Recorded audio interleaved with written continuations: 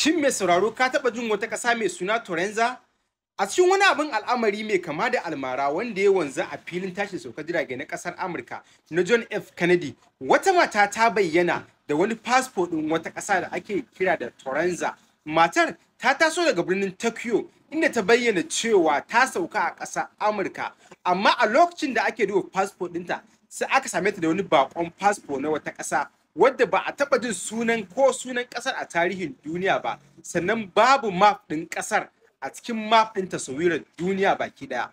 Wani faifan bidiyo ya bazu a shafukan sada zumunta a filin tashin saukar jiragen sama na ƙasar Amurka John F. Kennedy, inda a ga wata mata riƙe da fasfo ɗin wata ƙasa wadda ake kira da Torenza ta sauka. A yayin gabatar da bincike na fasfo ɗin an samu matar. Al'amarin ya jawo matuƙar cece-kuce da faɗa akan gaskiyar wannan labari. An bayyana cewa wannan bidiyo ya fara yawo a cikin 6 ga watan Oktoba, inda matar ta sauka a filin tashin saukar jirage na John F. Kennedy da ke ƙasar Amurka, kuma ta taso da ƙasar Japan da ƙasar Tokyo afuwa, inda ta bayyana fasfo ɗin a matsayin fasfo ɗin ƙasar ta ne. Sai dai a cikin bidiyon an ga jami'an kwastam suna bincikar fasfo ɗin, fuskokinsu cike da mamaki. A yayin da matar ta tabbatar da cewa wannan fasfo ɗin ƙasar ta ne, kuma ƙasar tana tsakiyar yankin Caucasus. To amma tun farko masana a fannin tantance gaskiyar labari wato fact checkers sun bayyana cewa wannan labari ka iya zama labarin ƙanzon kurege, ma'ana na ƙarya.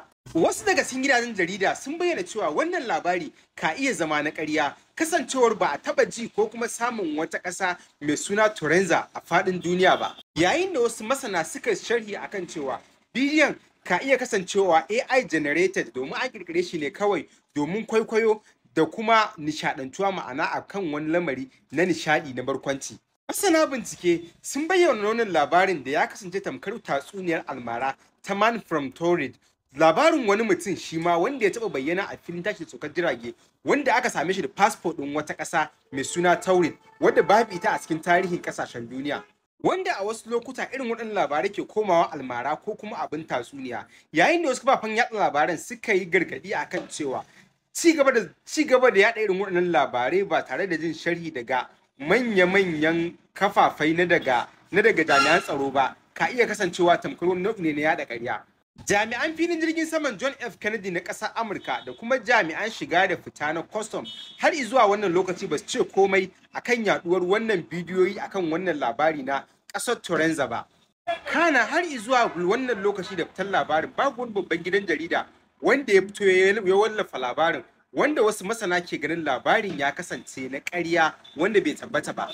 Masu sharhi na ganin abin ya kasance wani babban abin ban al'ajabi wanda zai ratsa zukatan mutane na ƙaruwar ƙasashen da ba a fayyace su ba har zuwa wannan lokaci a faɗin duniya, yayin da wani ɓangare suke ganin kuma abin ya kasance babban abin hatsari domin kin tantance labarai gurin yaɗa su, kasancewar muna cikin wani zamani wanda ake amfani da ƙirƙirar AI generating gurin yaɗa waɗansu labarai waɗanda ba su tabbata ba. Abin da yake da buƙatar ku sani shine har zuwa wannan lokaci babu martani daga hukumomin filin tashin saukar jirage na JFK zuwa wannan lokaci, sannan babu wata masaniya daga hukumar kula da zirga-zirga ta custom na ƙasar ta Amurka. Sannan a ɓangare guda masu bincike suna da alamar tambaya da ke nuna cewa wannan bidiyo an ƙirƙire shi ne domin jawo hankulan mutane ko kuma wani yanayi a matsayin tamkar na raha, wanda suka bayyana cewa ya kamata a ƙara sanya kulawa gurin yaɗa irin waɗannan labarai. Sai dai an bayyana cewa idan har gwamnati ko kuma hukumar shige da fice suka bayyana wannan labari a hukumance, to a iya sabunta labarin, amma har zuwa wannan lokaci labarin na ƙarƙashin misinformation ko kuma wani mataki na ƙarya.